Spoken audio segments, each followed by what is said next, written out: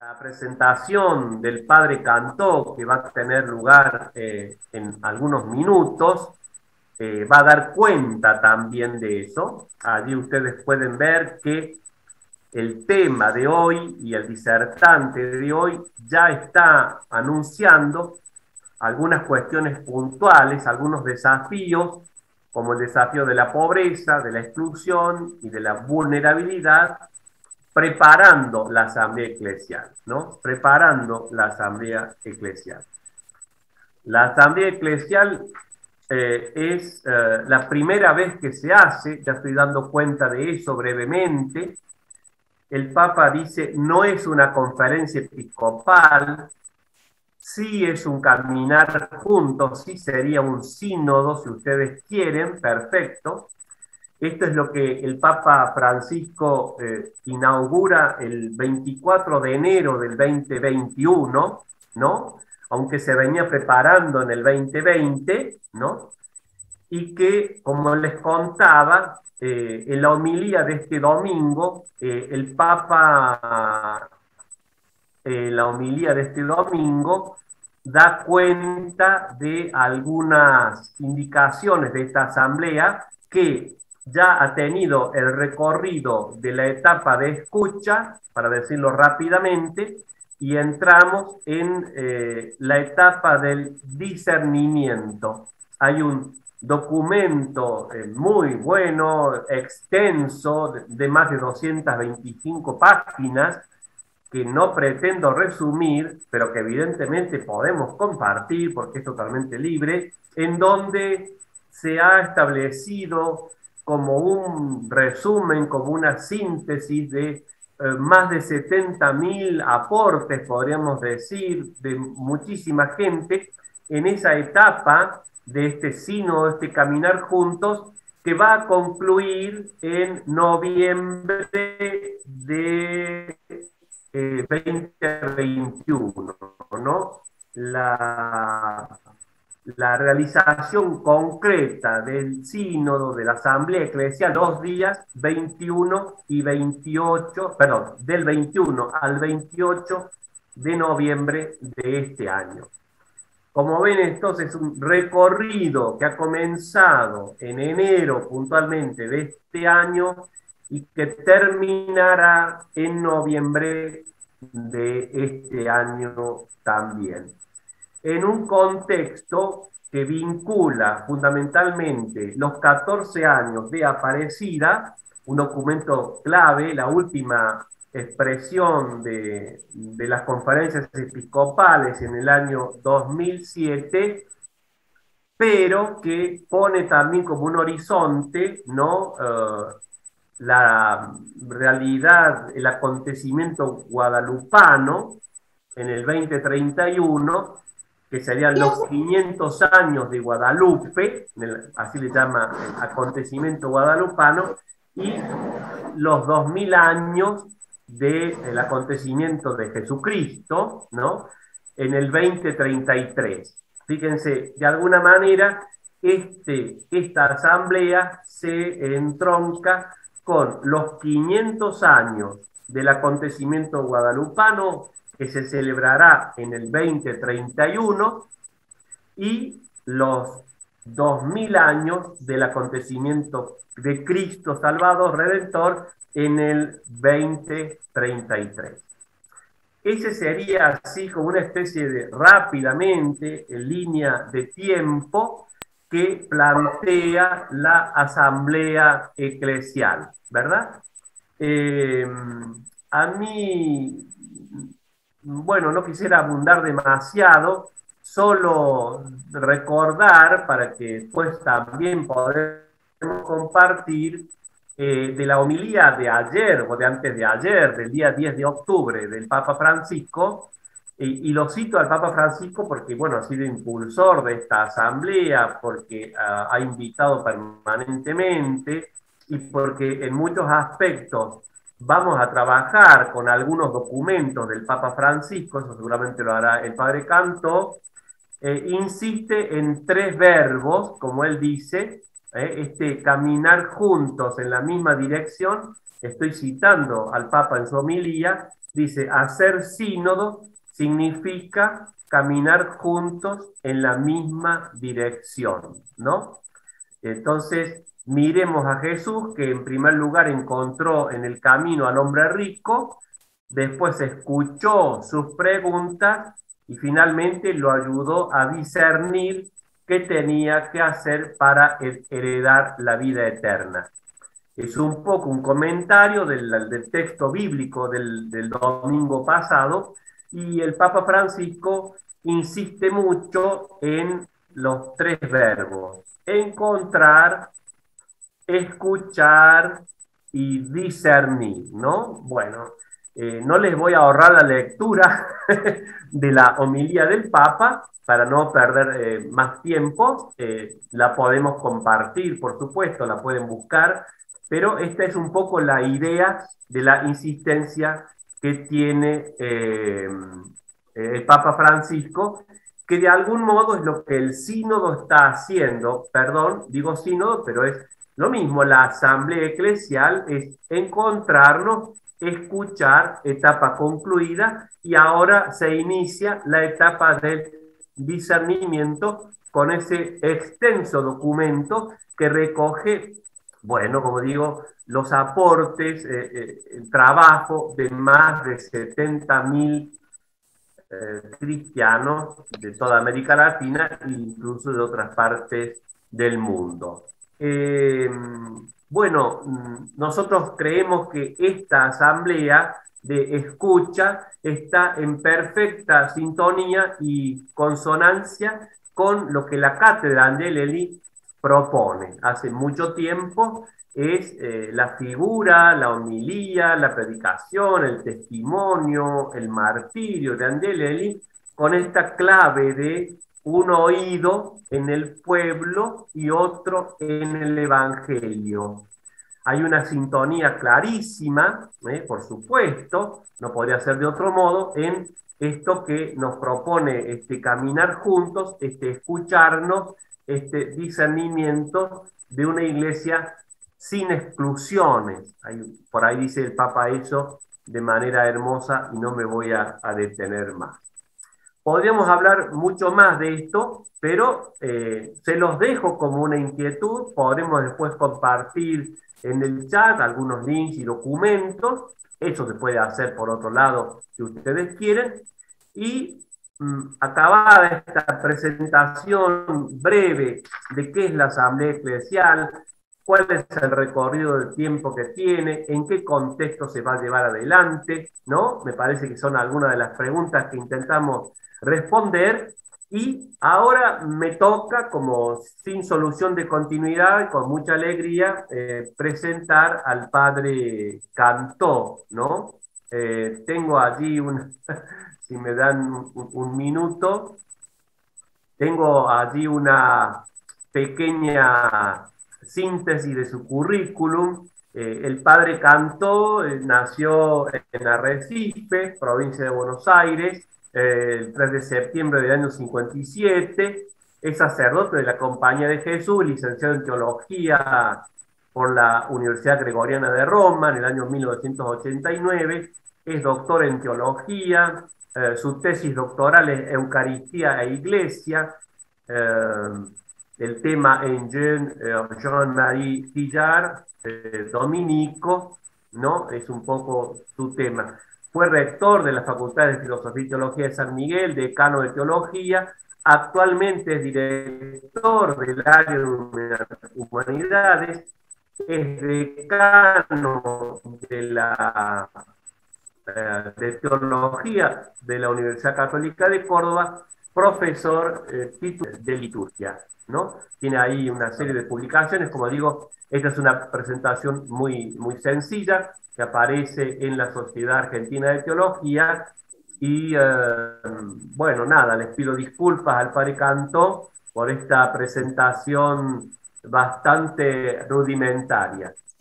Bien, nada, querido José María, te dejo toda la palabra y el micrófono. Ya me he extendido unos 10 minutos, así que me parece prudente dejarte todo el tiempo. La verdad que el pedido que me han hecho de la Cátedra Angelelli. A mí, bueno, me alegra mucho el poder hacer este aporte.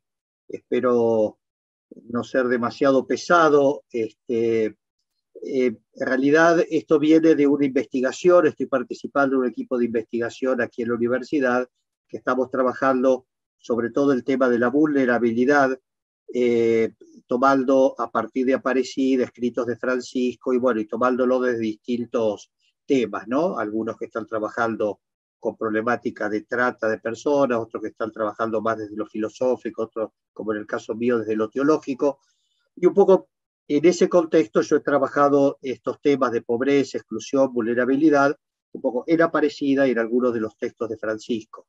Entonces, bueno, ante el pedido que me hicieron, y que miren, yo podría compartir un poco a partir de esto que más o menos he estado trabajando, ¿no? Y como una especie de apertura o digamos, de horizonte de esta asamblea de la cual nos habló Pepe, ¿no es cierto? Que evidentemente es algo muy novedoso que haya una asamblea eclesial, no es un sínodo, ¿no? El sínodo tiene sus normas, en los sínodos son episcopales, aunque luego, por ejemplo, en sínodos como el de Amazonia se amplió mucho la participación, no solo obispos, ¿no es cierto?, sino que ya en ese sínodo tuvimos una muy alta participación de laicos, laicas, pueblos originarios, religiosas, religiosos, esos que están en el mismo territorio. En ese sentido, creo que el sínodo de Amazonia ha sido como un paso adelante en esto, y me parece que la Asamblea Eclesial esperamos todos que sea también en este camino. Es decir, está previsto una muy grande participación donde van a estar tanto obispos como sacerdotes, como religiosos, religiosas, pero sobre todo una gran cantidad de laicos y laicas. Entonces, verdaderamente que sea un camino sinodal de nuestra iglesia en este impulso que nos está dando Francisco, y que, bueno, es un impulso que llevará tiempo, pero yo creo que son procesos que se comienzan, y él sabe bien que no lo podrá terminar, pero creo que sí, el espíritu lo seguirá llevando adelante. Comienzo con una aclaración que es obvia, ¿no es cierto? Y creo que todos la comprendemos, ¿no es cierto? En el título hablamos de pobreza, exclusión, vulnerabilidad. No olvidemos que detrás de estos términos genéricos, casi abstractos, están los rostros de tantos millones de hermanos y hermanas nuestras que viven en esta situación. Entonces, en realidad estamos hablando de pobres, estamos hablando de excluidos, de excluidas, estamos hablando de vulnerables, en todas sus formas. Y esa realidad concreta es a la que tenemos que referirnos. El aporte que ahora que ofrecemos pretende iluminar un poco la historia de lo que la Iglesia en Latinoamérica y el Caribe ha venido reflexionando sobre estos temas como fundamento y preparación de la Asamblea Eclesial, que, como bien lo decía Pepe, se realizará del 21 al 28 de noviembre en el Santuario de Guadalupe, pero también en otros lugares de América simultáneamente. A partir de los 14 años de la Asamblea del Encuentro de Aparecida, y con este horizonte que nos decía Pepe, ¿no?, de los 500 años del acontecimiento guadalupano y de los 2000 años de la redención. Entonces, por lo tanto, en un primer momento vamos a hablar del documento de Aparecida, ¿no?, ya que de alguna manera, como decimos, la asamblea se plantea en continuidad con Aparecida. Y como vamos a decir en el último punto, la escucha que se hizo, y que ya ha terminado esa etapa de escucha, se hizo en base a los textos, en gran parte en base a los textos de Aparecida. En segundo lugar, vamos a retomar algunos de los textos del Papa Francisco. Sabemos que él, siendo todavía arzobispo de Buenos Aires, presidió la comisión redactora de Aparecida. Por lo tanto, hay una continuidad clarísima entre el documento de Aparecida y los documentos y los textos del magisterio de Francisco. Por lo tanto, ahí podemos dar el paso y vamos a detenernos sobre todo en la Evangelii Gaudium, que es esta exhortación que es como el documento programático de Francisco, la encíclica Laudato Si, y luego los dos, la querida Amazonia, la exhortación a raíz del Sínodo del Amazonas, con algunas referencias al mismo sínodo, al documento conclusivo. Para terminar con una aproximación a la preparación, decíamos, de la Asamblea Eclesial, ¿no?, que esta etapa de escucha que comenzó en marzo y acaba de terminar, terminó en agosto y ahora acaba de ser publicado el resumen, el recoger toda esa participación, se trabajó sobre un texto que se llamó Documento para el Camino. Entonces haremos algunas referencias a ese documento para el camino sobre el cual se trabajó en esta etapa de escucha. Si comenzamos por Aparecida, entonces, ciertamente no es ninguna novedad que Aparecida hable de los pobres y de la pobreza. Eso lo sabemos muy bien, ya desde Medellín, que tiene todo un capítulo sobre la pobreza, en las asambleas latinoamericanas se ha observado continuamente la situación de pobreza de gran parte de los que vivimos en nuestro continente y expresado el compromiso de ser una iglesia pobre. Decía Medellín, la pobreza de la iglesia y de sus miembros en América Latina debe ser signo y compromiso, signo del valor inestimable del pobre a los ojos de Dios, compromiso de solidaridad con los que sufren. Número 7 del documento sobre la pobreza.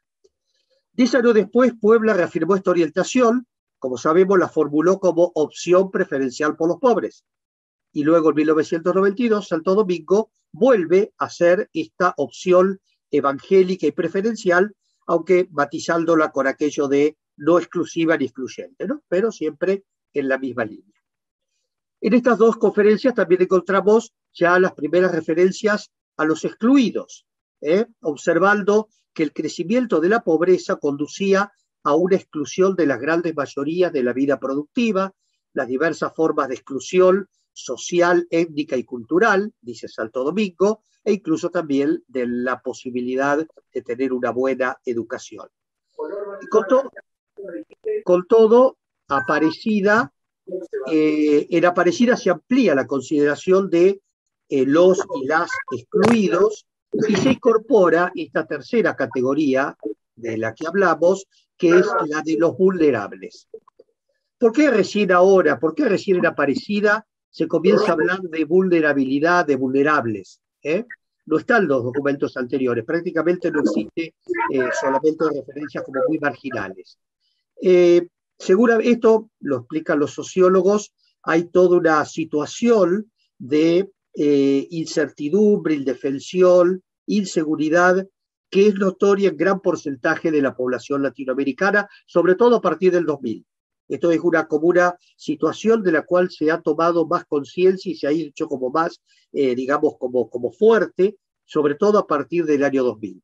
Y entonces, cuando hablamos de vulnerabilidad social, ahí se reúnen distintas situaciones que se perciben como riesgo no lejano para amplios estratos medios y bajos de la sociedad, que se expresa como fragilidad, indefensión, desamparo institucional, debilidad interna e inseguridad. O sea, vemos que aquí ya vulnerabilidad abre el espacio ya no solamente a la dimensión de la pobreza, porque también otros grupos sociales, aunque no estén dentro de los pobres, también experimentan la vulnerabilidad. Creo que eso, como vamos a decir, todos lo hemos vivido muy fuertemente en torno a la pandemia del COVID, ¿no?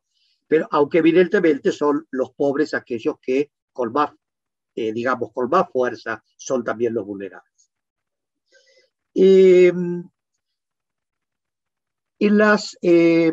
Entonces, en las tres partes del documento de Aparecida, que sigue el esquema clásico, retoma, ¿no?, el esquema clásico del ver, juzgar, iluminar, actuar, son muy abundantes las referencias, el pobre, los pobres, la pobreza, sobre todo en la primera y en la tercera parte, cuando hace la mirada sobre la situación y cuando hace las propuestas de acción de la Iglesia. También confirma varias veces la opción preferencial por los pobres, que ahora expresamente se amplía a los excluidos. Opción preferencial por los pobres y excluidos. Se destaca en este sentido la cita del discurso inaugural del Papa Benedicto, que confirmó esta opción eclesial afirmando que está implícita en la fe cristológica, en aquel Dios que se ha hecho pobre por nosotros para enriquecernos con su pobreza.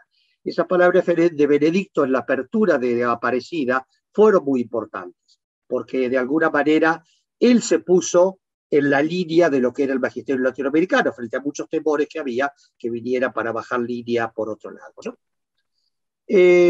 Entonces, eso por un lado. Por otro lado, en los textos que se refieren a la exclusión, a la vulnerabilidad, ¿quiénes son los vulnerables? El documento habla expresamente, no voy a decir los números, pero hago la referencia, niños y jóvenes, mujeres en situaciones difíciles, y al final, en la oración que hace la Asamblea, el documento final de Aparecida, pide quienes al Señor para que se quede con aquellos que en nuestras sociedades son más vulnerables. Pide al Señor que se quede con los más vulnerables. ¿Y quiénes nombra ahí? Nombra a los pobres y los humildes, los indígenas y los afroamericanos, los niños y los jóvenes, los ancianos y los enfermos. Frente a esto, la propuesta va a ir en la línea de la defensa de la vida, los derechos de los más vulnerables y excluidos, como parte de la opción preferencial por los pobres, y por otra parte, una renovada pastoral social que pretende la promoción humana integral para que se pueda llegar a las nuevas realidades de exclusión y marginación que viven los grupos más vulnerables. Varios de estos textos voy citando literalmente, no lo indico para no detener tanto, para no ser tal vez duro. Otra categoría que decíamos, la de excluidos y exclusión, que la encontramos muchas veces relacionado con pobres, con pobreza, también con vulnerables, porque de alguna manera estas categorías se terminan, o estas situaciones, mejor dicho, se terminan sumando, interrelacionando, ¿no? Pero lo que dice muy claramente Aparecida es que en esto de la exclusión hay una novedad, y de una especial gravedad, que se identifica también como una de las consecuencias negativas de la globalización. Y dice Aparecida, en el número 65, una globalización sin solidaridad afecta negativamente a los sectores más pobres. Ya no se trata simplemente del fenómeno de la explotación y opresión, sino de algo nuevo, la exclusión social. Con ella queda afectada en su misma raíz la pertenencia a la sociedad en la que se vive, porque ya no se está abajo, en la periferia o sin poder, sino que se está afuera. Los excluidos no son solamente explotados, sino sobrantes y desechables. Como dice el padre Gali, comentando esta expresión de sobrantes y desechables viene directamente de Bergoglio, como él la utilizó cuando él hablaba de la situación de la iglesia en Argentina. Y él expresamente la incorpora en la redacción del texto de Aparecida. O sea que todavía un paso más, y por eso él muchas veces cuando habla de los excluidos usa esta expresión tan fuerte, ¿no? Los desechos, los desechables, ¿no? Sobre todo cuando habla de el Laudato Si, va a decir que así como se desecha la basura, se desechan también los seres humanos, ¿no? Y entonces Aparecida nos invita a pararnos ante estas situaciones, por una parte mirar los rostros de los que sufren, los rostros de los nuevos excluidos, esta larga lista, ¿no? Como decíamos antes,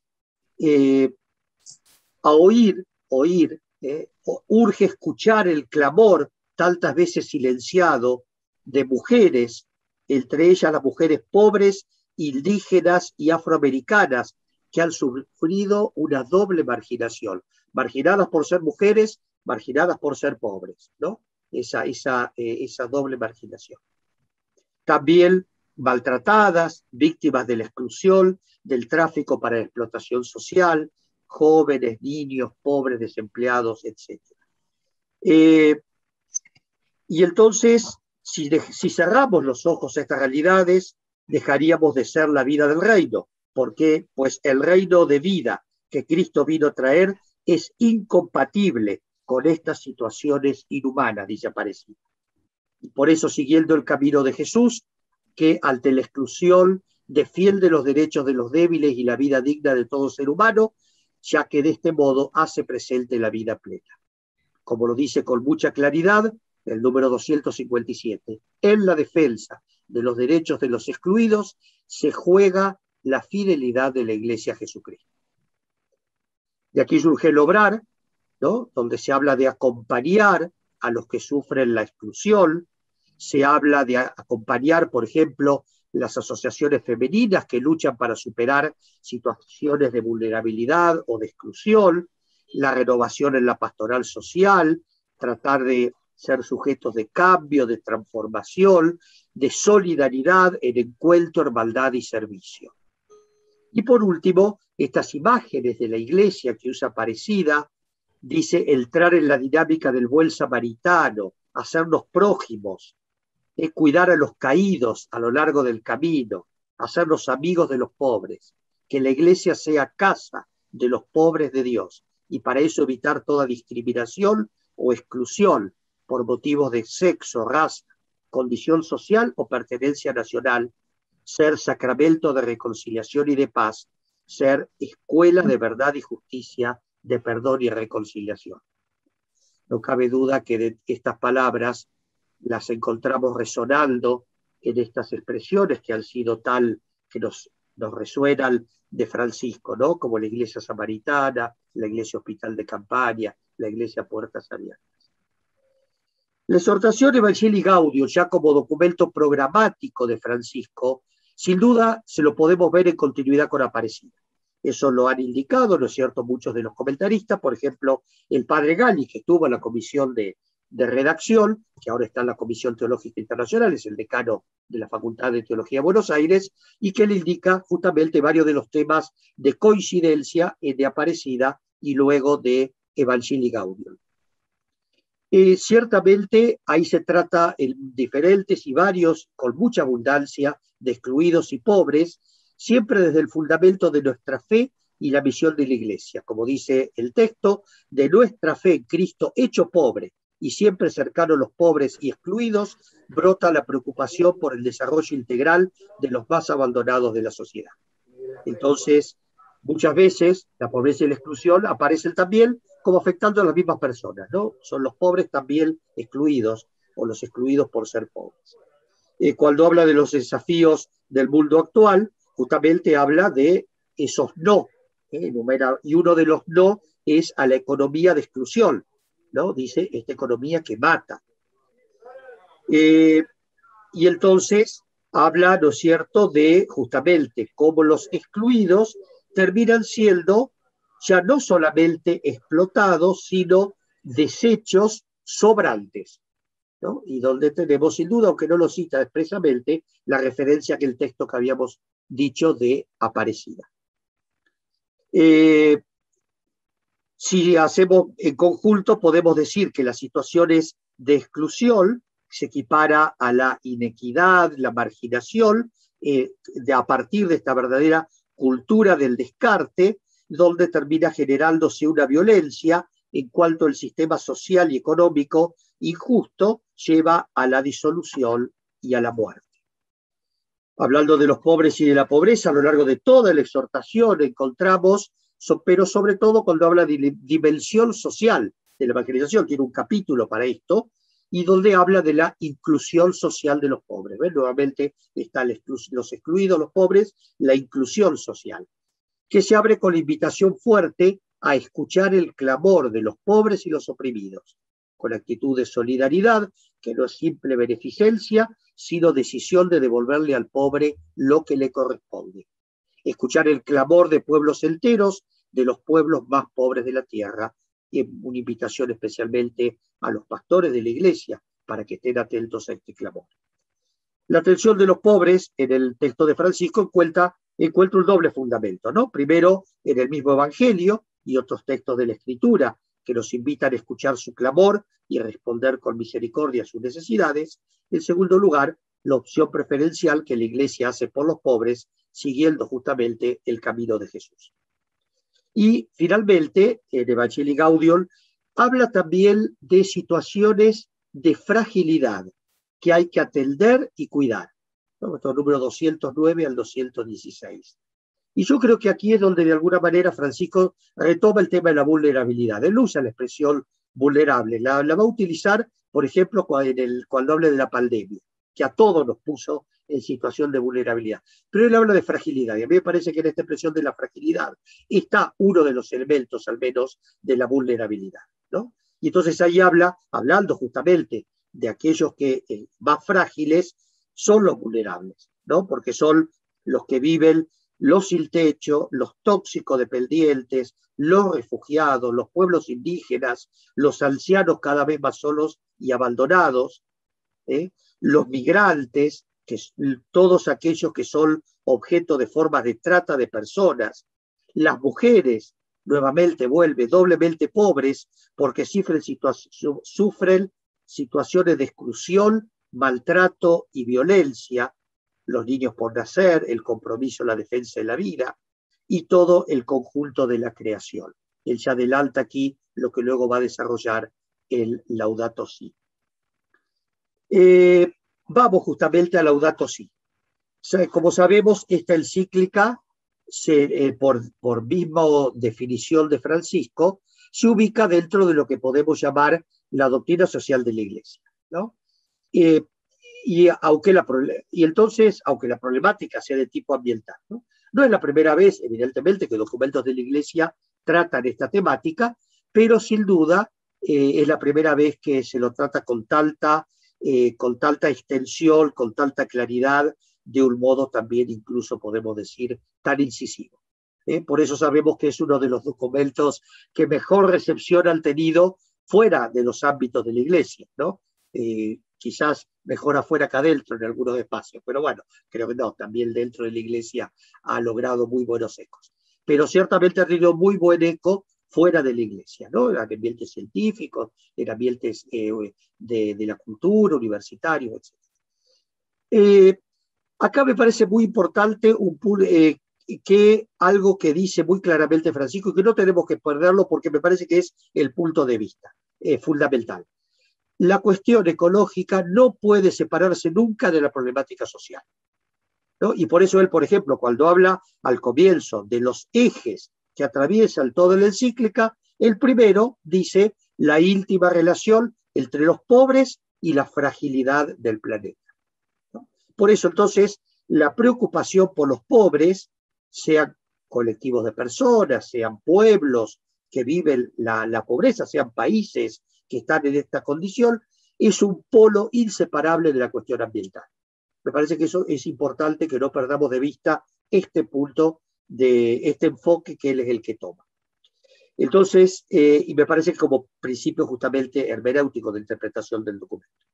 Y entonces cuando habla, por ejemplo, Francisco de la inequidad planetaria, que es un título de una sección, habla y dice, el ambiente humano y el ambiente natural se degradan juntos y no podemos afrontar adecuadamente la degradación ambiental si no prestamos atención a causas que tienen que ver con la degradación humana y social. De donde surge, y esta es una expresión muy clara, que luego se ha retomado muchas veces, un doble clamor. Hoy no podemos dejar de reconocer que un verdadero planteo ecológico se convierte siempre en un planteo social, que debe integrar la justicia en las discusiones sobre el ambiente, para escuchar tanto el clamor de la tierra como el clamor de los pobres. Cuando pasa a dar las orientaciones para la acción, en los últimos capítulos de la encíclica, ahí Francisco va a asumir como propia una propuesta, la ecología integral. Y la ecología integral justamente toma como base la inseparabilidad de estas dos crisis, la ambiental y la social. No hay dos crisis separadas, dice, una ambiental y otra social, sino una sola y compleja crisis socioambiental. Las líneas para la solución requieren una aproximación integral para combatir la pobreza, para devolver la dignidad a los excluidos y simultáneamente para cuidar la naturaleza. Por lo tanto, la solución debe incluir la atención a los pobres y los excluidos junto con el cuidado de la naturaleza. Del mismo modo, frente a la inequidad, también propone específicamente reafirmar el principio del bien común y sacar las consecuencias del destino común de los bienes de la tierra, ¿no? Con lo cual, Francisco se pone, por una parte, en la línea de lo que había dicho en Evangelii Gaudium, lo que aparece en Aparecida, todo el magisterio latinoamericano de la opción por los pobres, y por otra parte, cuando habla del destino común de los bienes de la tierra, está hablando de aquella regla de oro que encontramos ya desde los padres de la Iglesia, ¿no? Y que está claramente en el fundamento de la doctrina social de la Iglesia. La preocupación de la cuestión social, entonces, la encontramos claramente, como decimos, cuando habla de la pobreza, habla de la exclusión, también habla de la fragilidad, y la fragilidad también se encuentra en los dos aspectos, ¿no? Está la fragilidad del medio ambiente, la fragilidad de los seres humanos, la naturaleza, los grupos humanos, que siempre coinciden con los más pobres. Pero acá sigo la interpretación que hace el padre Julio Martínez, que fue hasta hace poco rector de Comillas. Él dice que si vemos una interpretación más, digamos, en conjunto de toda la encíclica, lo que encontramos es que hay una nueva conciencia de la vulnerabilidad, justamente, que se extiende a todo el planeta. Y dice entonces el padre Martínez, en este momento... Sé que a veces cuando arman los Zoom hay cosas que las dejan hacer y cosas que no, ¿me entendés? Entonces por ahí... Me parece que... ¿Sí, no? Hay un micrófono abierto, por favor, ahí si lo pueden. Bien, en este momento hay mucha conciencia de la vulnerabilidad a nivel de cada persona y conciencia de vulnerabilidad a nivel planetario, llegando a la conciencia de la vulnerabilidad del conjunto del planeta. O sea que todo el planeta en su conjunto ya es un todo vulnerable, ¿no? Y esa nueva conciencia es lo que está como de fondo y diríamos, como globalmente la encontramos en esta encíclica de Francisco. Y por eso entonces los dos puntos focales vamos a tener, por una parte, la ecología humana y por otra parte la crisis ecológica humana y la crisis ecológica mundial.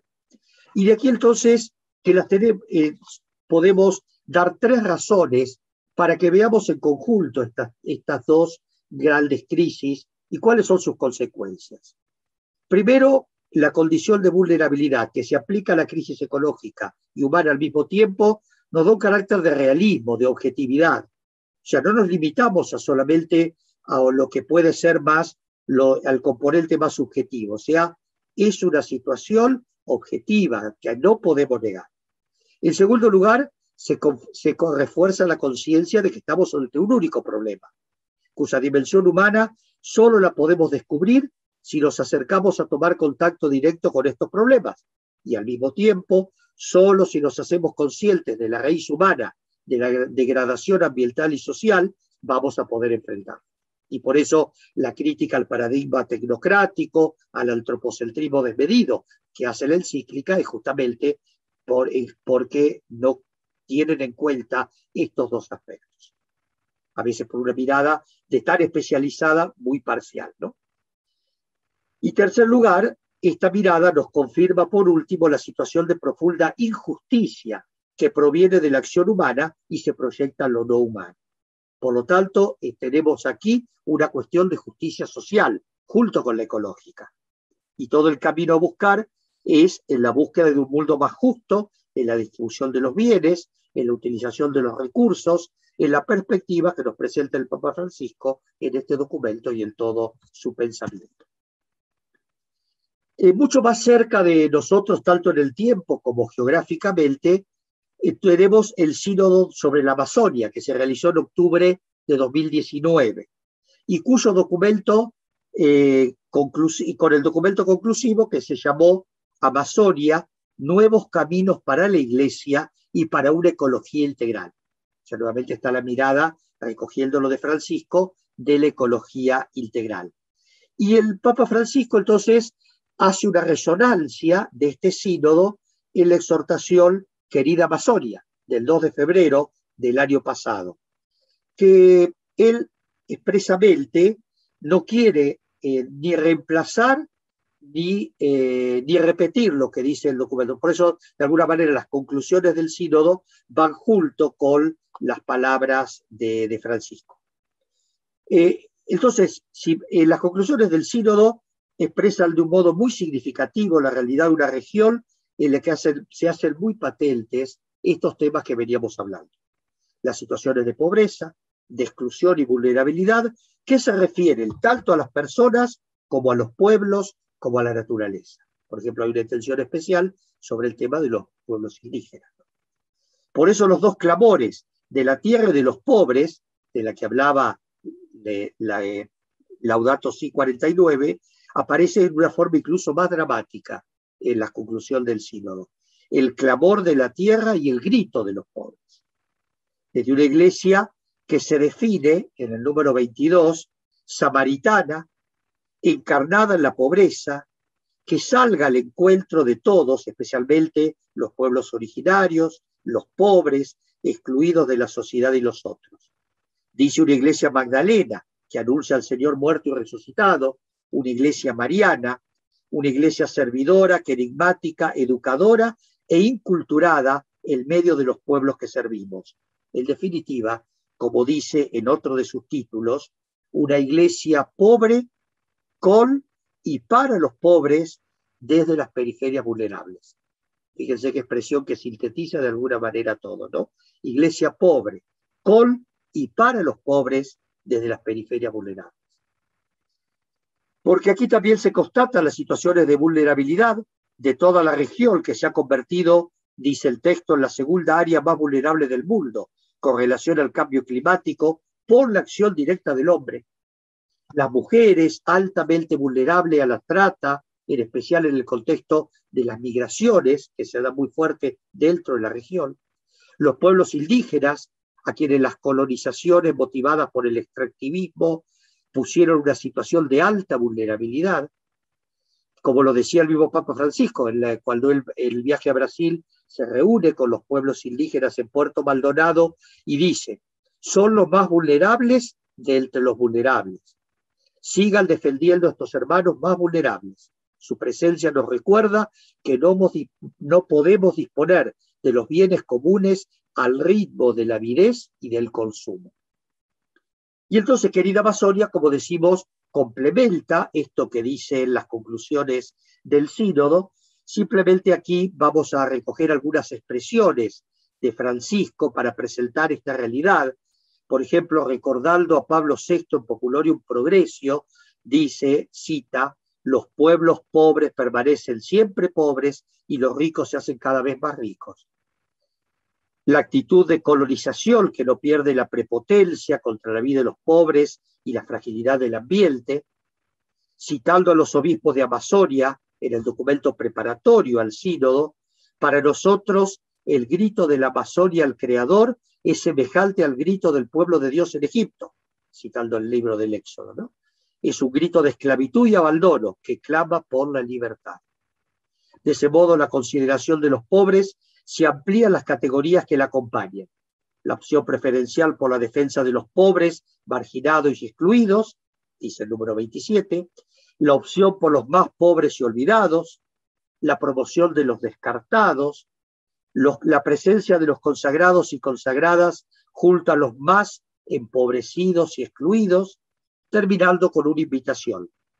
La inculturación del Evangelio en la Amazonia debe integrar mejor lo social con lo espiritual, de manera que los más pobres no necesiten ir a buscar fuera de la iglesia una espiritualidad que responda a los anhelos de su dimensión trascendente.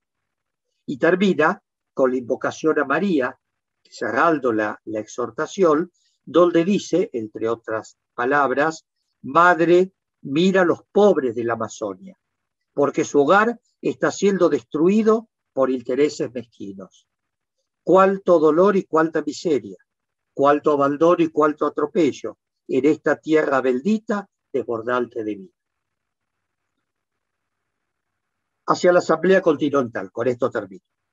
En el próximo mes de noviembre, como decíamos, se va a realizar esta Asamblea Continental con un estilo de camino sinodal, según la orientación que está dando el Papa Francisco a toda la Iglesia.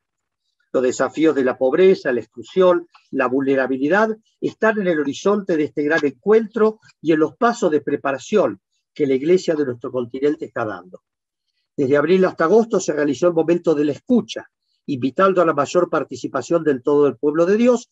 Como lo decía recién Pepe más temprano, unas 70.000 personas participaron tanto en forma individual como parte de grupos, Y el 1 de octubre se publicó el documento Síntesis Narrativa, que en 225 páginas recoge todos estos, una síntesis ordenada de todos estos aportes. Entonces, evidentemente no podemos referirnos a todo esto, pero vamos a hacer algunas referencias al texto sobre el cual se trabajó, que era Documento para el Camino. En la primera parte, que también sigue el esquema, ¿no? Ver, juzgar, iluminar, actuar. En el ver nos invita a contemplar la realidad sociocultural y eclesial. Evidentemente que hay algo nuevo que surge como esta, digamos, que es la situación de pandemia del COVID-19, que, como dice el texto, recordando aquello de Francisco, desenmascaró nuestra vulnerabilidad y las superfluas seguridades, ¿no? Sus palabras en la plaza de San Pedro. Pero al mismo tiempo hizo más patente y visible las grandes desigualdades de nuestra región. En esta línea se señalan los modelos económicos que van contra el ser humano, la exclusión, la cultura del descarte, que crecen, y el clamor de la tierra enferma, tan expoliada y ecológicamente cada vez más dañada y desequilibrada, donde además el cambio climático está avanzando a un ritmo acelerado. Cito el número 14. Y las situaciones dolorosas que se agravan, la violencia, la brecha educativa, la situación de los migrantes, que están entre las personas más vulnerables de nuestras sociedades, los pueblos indígenas y afrodescendientes. En todos estos casos, junto con las situaciones críticas, también se indican algunas iniciativas como caminos, que se pueden ser caminos de solución, como, por ejemplo, todo el movimiento de la economía de Francisco, el Pacto Educativo Global o las múltiples iniciativas de solidaridad. En cuanto a la visión de la Iglesia, se subraya el crecimiento del proceso de secularización por una parte, por otra el crecimiento de las iglesias evangélicas y pentecostales como gran desafío, para que nos preguntemos por qué se da esto. Los desafíos ya notados de la pastoral urbana, la atención a los jóvenes, y 3 puntos que no se encontraban con tanta claridad en los diagnósticos previos en otros documentos de la Iglesia. El reto de una plena participación de las mujeres en la sociedad y en la Iglesia, la herida dolorosa de los abusos en la Iglesia y el clericalismo como obstáculo para una Iglesia realmente sinodal. Después de la segunda parte, que ilumina la propuesta, retomando lo que Aparecida había formulado sobre todo los miembros del pueblo de Dios como discípulos misioneros enviados a la misión, propone las líneas de acción, y aquí se retoman muchos de los temas que encontramos en los textos previos: la ecología integral, la economía solidaria, sostenible y al servicio del bien común, la cultura de la paz. Además de proponer una extensión en el acceso a las nuevas tecnologías, el crecimiento de la interculturalidad e inculturación y el fortalecimiento de la democracia, formula la propuesta de una renovación eclesial, sumando a la propuesta de Aparecida, que ya hablaba de esa renovación de las estructuras eclesiales, la invitación a los discípulos misioneros a vivir en comunión y sinodalidad, es decir, caminar juntos, asumiendo responsabilidades eclesiales, principalmente en el ámbito de la misión. Conclusión: los documentos que comentamos brevemente no dejan de señalar las situaciones de pobreza, de exclusión, de fragilidad, vulnerabilidad, con características que no solo se mantienen, sino que han crecido, en muchos aspectos se han agravado y se extienden también a otras dimensiones. A partir de aquí, algunas observaciones, simplemente como un pequeño elenco. En muchos casos, los mismos pobres terminan siendo excluidos de la sociedad, finalmente descartados. Como dicen los textos, ya no están ni siquiera debajo, están fuera de toda consideración. Otro punto: las poblaciones vulnerables se multiplican y su misma fragilidad la encontramos en el medio ambiente, en la naturaleza, de donde el doble clamor al que se refiere Laudato Si y que retoman otros documentos. Se van señalando nuevos grupos que sufren la discriminación, como las mujeres, sobre todo indígenas o afrodescendientes, los migrantes, en una realidad creciente que la represión no puede detener y tantas veces son rechazados y estigmatizados. Hace poco veía en las noticias, por ejemplo, Gelte Chaldo en Antofagasta, ¿no? Sacándolos realmente imágenes muy dolorosas, ¿no? Los que viven en las periferias de las grandes ciudades y no encuentran satisfacción para las más mínimas de sus necesidades, etc. Otro punto, los procesos de desarrollo económico van unidos muchas veces a la degradación del ambiente, al desplazamiento de los más débiles e indefensos, de los que más sufren sus consecuencias. Finalmente, las desigualdades que han caracterizado siempre a nuestro continente se siguen ampliando y ahora se extienden a la posibilidad de acceder y procesar la información, a poder utilizar los recursos tecnológicos que se convierten en mediaciones indispensables para la educación y el trabajo. Frente a estas situaciones, la Iglesia se propone esta Asamblea Continental como un camino sinodal, que comenzó con la escucha y seguirá una muy amplia participación, no solo de obispos, consagrados, consagradas y peritos, como las anteriores conferencias del CELAM, sino de todo el pueblo de Dios. Muy consciente de estas realidades dolorosas que nos rodean, también de la propia debilidad y del propio pecado, pero con el deseo de buscar una respuesta. En este sentido, los 2 jubileos que se proponen como horizonte me parecen muy significativos. Los 500 años de la Virgen de Guadalupe, como para reafirmar y renovar la presencia constante de la Virgen, acompañando nuestra peregrinar en nuestras tierras, los 2000 años de la redención, la muerte y resurrección de aquel que es la única fuente de vida verdadera para nuestros pueblos. Muchas gracias. Nos has hecho un hermoso recorrido por algunos documentos fundamentales que hay enormes coincidencias. Yo agradezco mucho que podamos contar con la grabación de este encuentro y nada, sencillamente, como yo les suelo decir a mis estudiantes, la indicación de algunas encíclicas, sínodos, Aparecida, Evangelii Gaudium, Laudato Si, Querida Amazonia, Populorum Progressio y los temas que allí se contienen, no les ahorra la lectura, ¿no? No les ahorramos la lectura ni la profundización de estos documentos, yo me atrevo a decir claramente proféticos y luminosos, ¿no? El elenco de temas, de realidades que Padre Cantó recién describía, bueno, muestran yo diría casi lo necesario e imprescindible para quienes nos sentimos iglesia, para quienes formamos parte de esta iglesia, para que quienes nos sentimos también caminantes, ¿no? Volvamos a esa fuente tan rica. Eh, bueno, en ese sentido, sumando a la cátedra de Lely, me parece que en ese sentido el pelado vivió esto de algún modo en su tiempo, ¿no? Una escucha del Vaticano II, de algunos documentos del Papa Pablo VI. El padre Cantó citaba uno de ellos, la Populorum Progressio del año 1967, que hoy retoma algunos ecos, ¿no? Que tienen que ver con el destino común, el uso común, la clave de discernimiento de la debatida función social de la propiedad, que en realidad es heredera de la función social del trabajo. Pero bueno, yo me callo y le dejo a Carlos.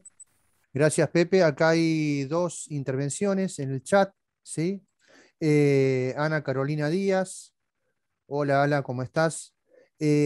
A partir de lo que ha explicitado el padre José María, señala, y leo, lo pueden leer también en el chat, ¿no? Creo que el vínculo más claro entre exclusión y problemática ambiental es el consumo. Quien no tiene posibilidad de consumir sobra. Quien consume es bienvenido porque dinamiza la economía, pero amenaza el mundo natural y la sostenibilidad. Tremendo desafío para el tejido y la solidaridad social, para la economía, para la política, para todos los ámbitos de la vida. Por favor, explayarse en lo que se pueda en los términos de la ecología integral.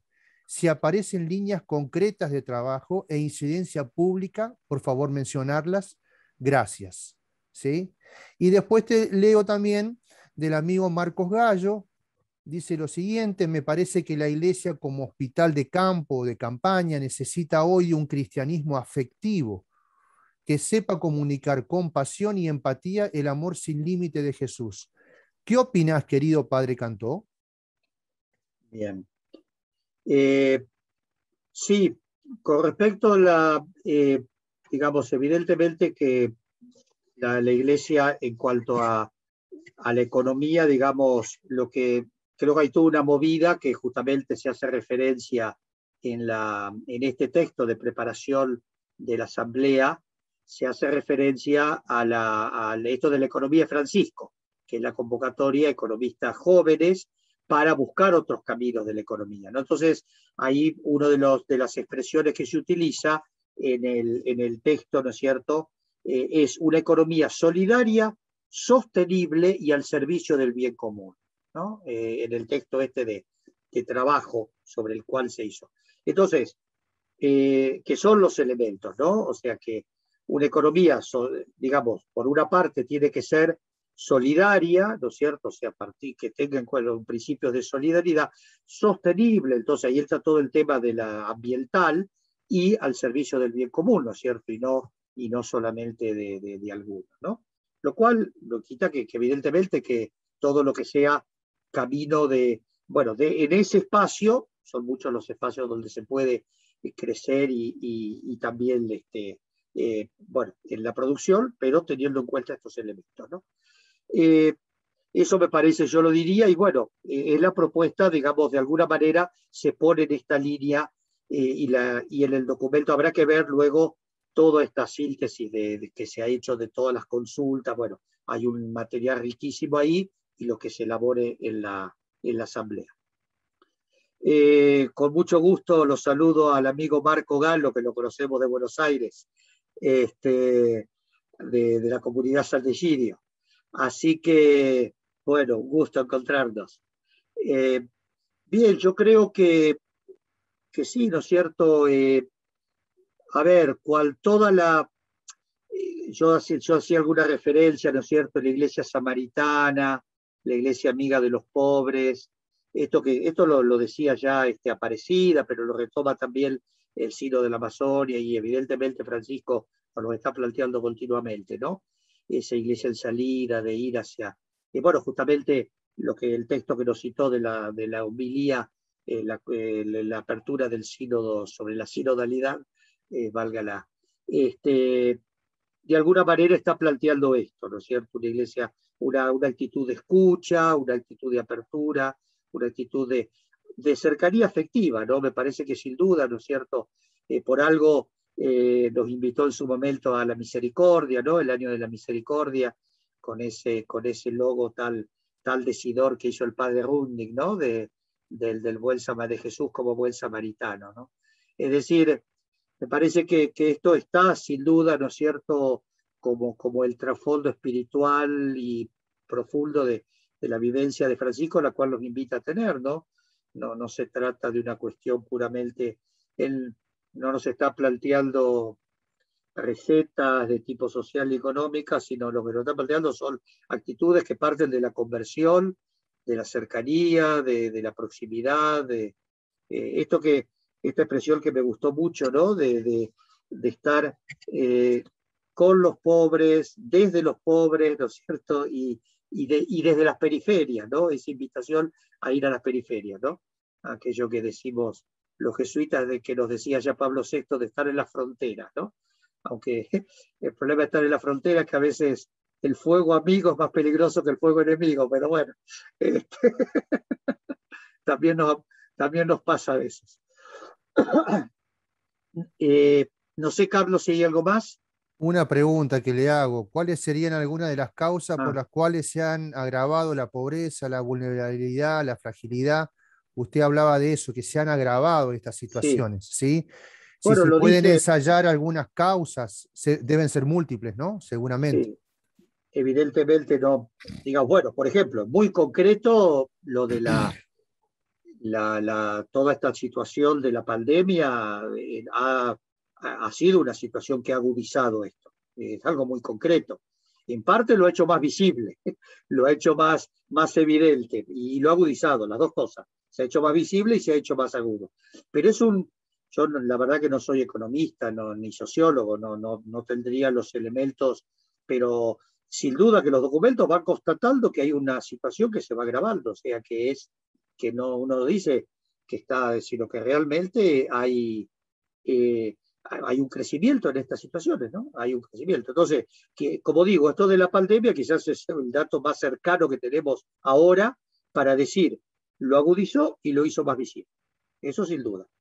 Pero bueno, después todas digamos, bueno, me imagino que las causas son múltiples, habría que buscar más una respuesta más técnica que yo no la sabría dar, pero ciertamente lo que constato sí es que los documentos van indicando que hay un crecimiento, ¿no? Que se agudizan estos problemas. Muy bien, Pepe, adelante.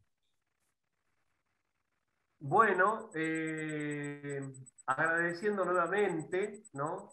La exposición de Padre Cantó, también las intervenciones, de alguna manera pensaba en el aporte que hace Carolina eh, sobre el tema del consumo, en Laudato Si, claramente, hacia la parte final hay apostar por otro estilo de vida, ¿no? Es un texto muy interesante que podría sumarse a esta cuestión del debate y la tensión que hay entre la cuestión del consumo. Pero no Acá quiero ahondar en eso.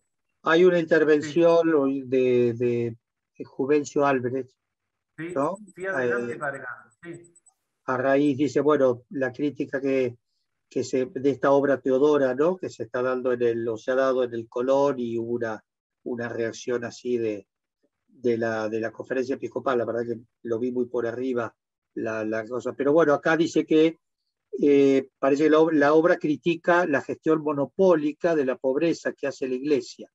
Una cita contundente: Dios es el aroma dulzón que genera el pan en el estómago vacío. ¿Cómo podemos armonizar esta enseñanza de Francisco y las tradicionales prácticas asistencialistas y caritativas de la Iglesia argentina? Sí, me parece que evidentemente que en esta crítica, cuando se hace o que el pobrismo, ¿no? Esa crítica que hacen algunos del pobrismo, me parece que hay una visión ideológica muy sesgada, ¿no?